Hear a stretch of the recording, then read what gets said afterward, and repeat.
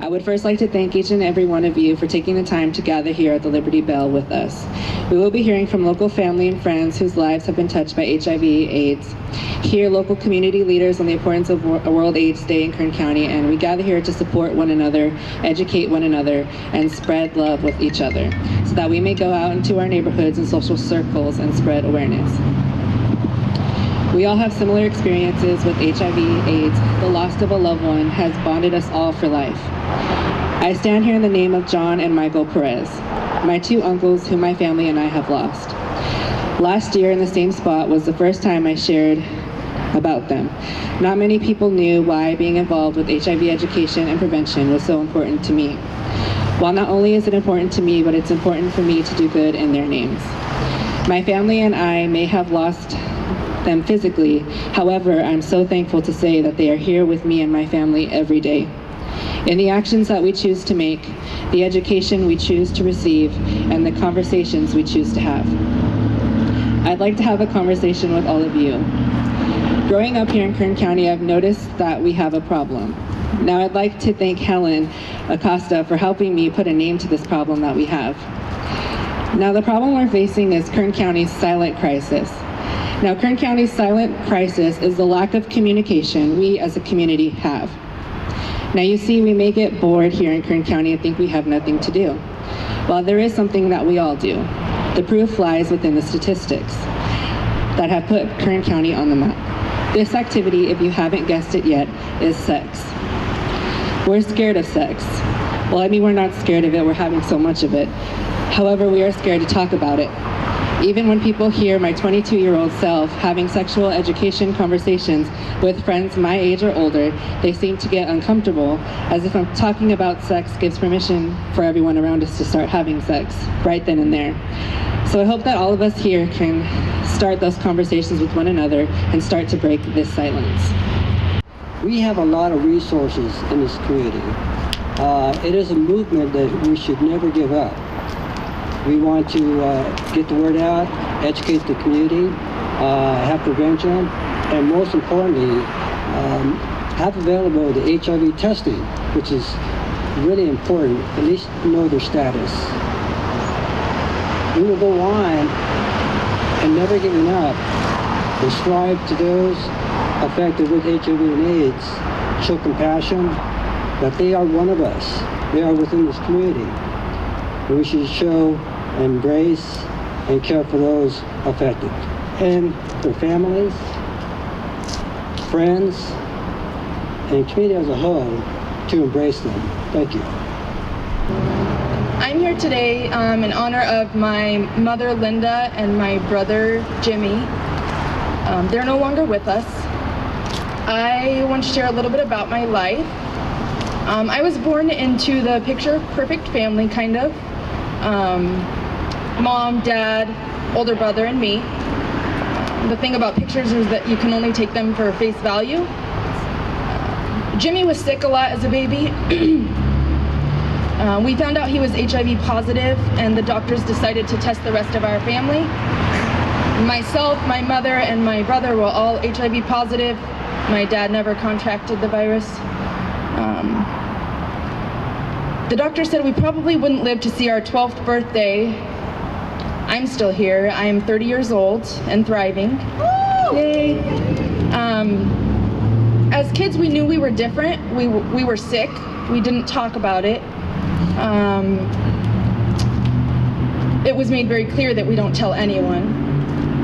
I know that my parents told some of the kids' parents at school respectfully, so maybe, you know, the kids could play with us, and we were never allowed to play with those kids again. They actually threw rocks at my brother on the way to the school bus. I couldn't grasp what it meant to be sick until after my mom died when I was 7. I remember wondering when I was going to die, when was my time to die. She suffered, and I didn't want to suffer like her. About a year after my mom died, my dad remarried, and it was awesome again. I thought I had a stepsister, I had a new stepmom. She was pregnant, everything was good, except one day my stepsister went home to her dad's house, and He decided to tell her about a little fight we had. She was pulling my hair. I turned around and I bit her. I didn't break her skin. It was just a little kid fight, but Sumner never got to come back and live with us. Her dad said it wasn't safe. That's when I found out how much of a monster, I guess I could say, that I was. I was scared of myself. I just kind of wanted to be isolated. I didn't want to hurt anybody. As a child, I actually was very lucky, and I got to go to Camp Laurel, which is a camp for children infected and affected by HIV and AIDS. I didn't feel alone there. With camp, I grew confident. I learned that HIV was a part of me, but it wasn't me. I spoke at my high school. Actually, I didn't speak. Audrey was there. She spoke for me. I stood next to her because I was pretty shy. And I wanted to let the kids at my school know that there's HIV in their everyday lives. They've heard of Eazy-E, Magic Johnson, Freddie Mercury, but they're just on TV. I was in their classrooms. I was drinking out of their water fountains. I would sleep over at their houses.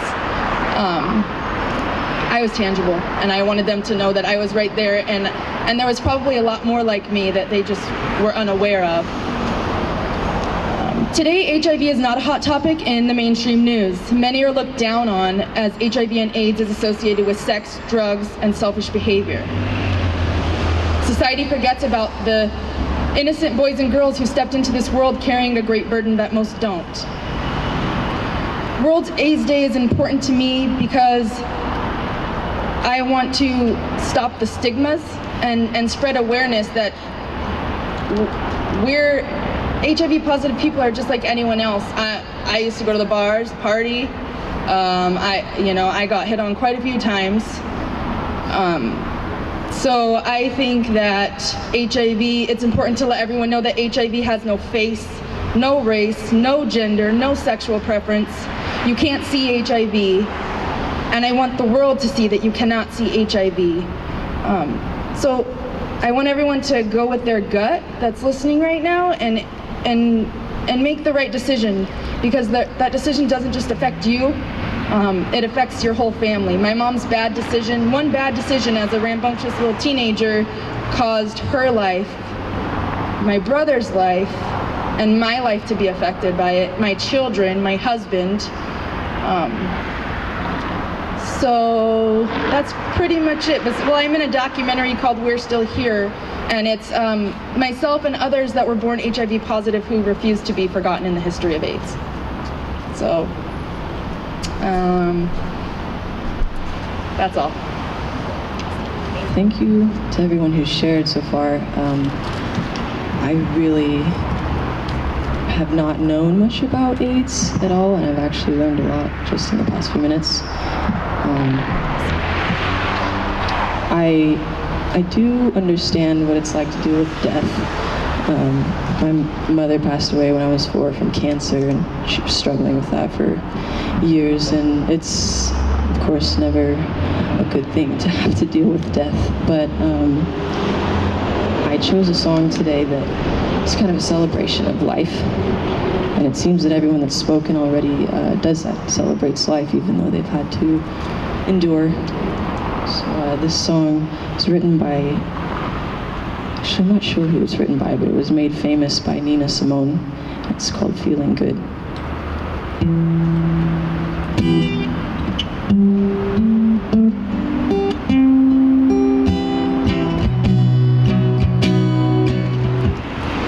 Birds flying high, you know how I feel.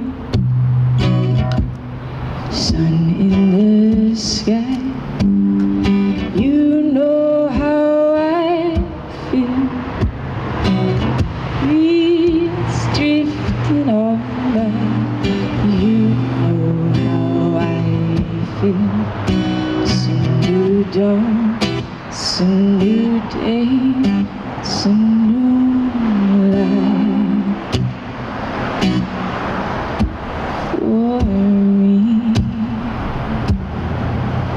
and I'm feeling good.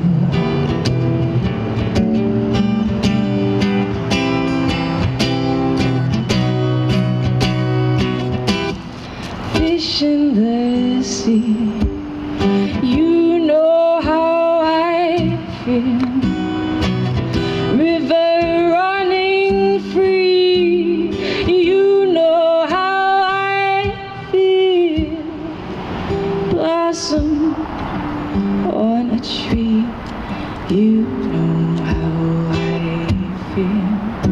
It's a new dawn, it's a new day, it's a new life for me, and I'm feeling good.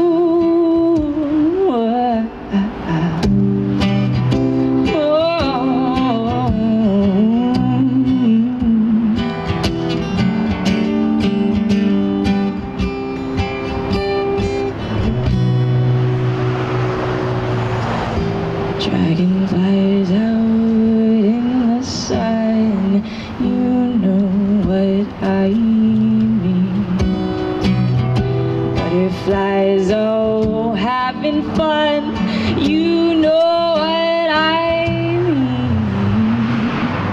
Sleep in peace when the day is done. That's what I mean. And this old world is a new world, and a bold world for me, for me.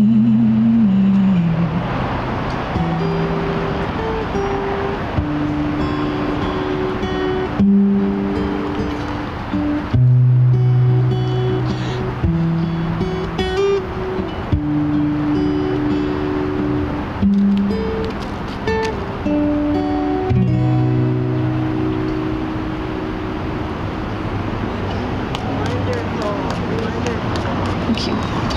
Thank you for letting me sing for you all.